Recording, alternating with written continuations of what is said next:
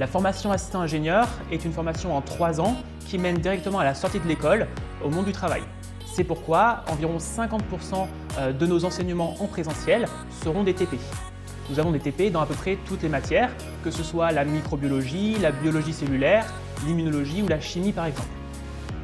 Ces TP nous permettent de revoir les cours, mais également d'apprendre les bonnes pratiques de laboratoire et de savoir travailler en toute sécurité en laboratoire. Durant ces TP, nous apprenons aux étudiants à concevoir les expériences, à les mener à bien et une fois qu'elles sont réalisées, à les analyser afin de tirer des conclusions de ces expériences.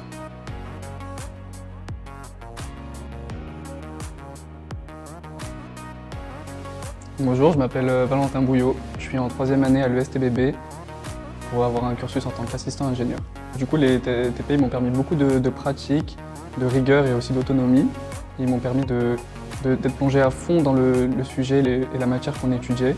Les TP pour notre futur métier et nos futurs stages, ils nous ont permis d'avoir beaucoup d'assurance et d'autonomie. Avec le matériel qu'on a ici, on a beaucoup de machines. Ça permet vraiment de faire le parallèle entre les laboratoires et les TP ici. Donc on est très à l'aise quand on arrive du coup en entreprise.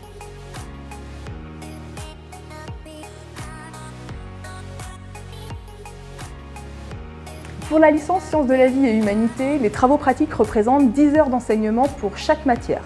Le but de ces travaux pratiques est d'apporter aux étudiants une première approche des techniques de laboratoire, que ce soit en immunologie, en biochimie, en microbiologie ou encore en biologie cellulaire. Et le petit plus ESTBB de ces travaux pratiques, c'est que ces travaux pratiques se font en petits groupes, ce qui permet une très bonne interaction entre les étudiants et les enseignants.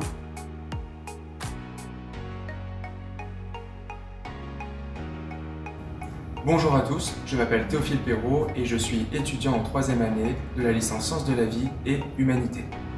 Les travaux pratiques sont primordiaux. En effet, ils sont la clé de voûte qui permet aux étudiants de se positionner par rapport à leurs acquis. En effet, cette fois-ci en passant du théorique aux pratiques. Les travaux pratiques sont nécessaires car ils permettent une bonne maîtrise de certains protocoles scientifiques, également être à l'aise en laboratoire avec le matériel et enfin savoir rédiger des comptes rendus scientifiques. Autant de compétences professionnelles qui seront à valoriser lors de leur poursuite d'études.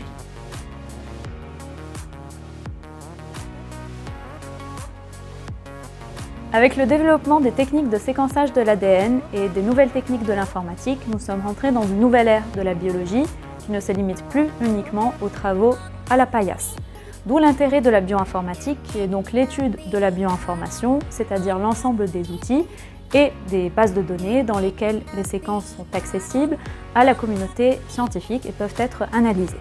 Ce module de bioinformatique, enseigné en 2e année de la licence et en 3e année d'assistant ingénieur, forme les étudiants à une approche pluridisciplinaire de la biologie qui est de plus en plus recherchée par les entreprises à l'heure actuelle.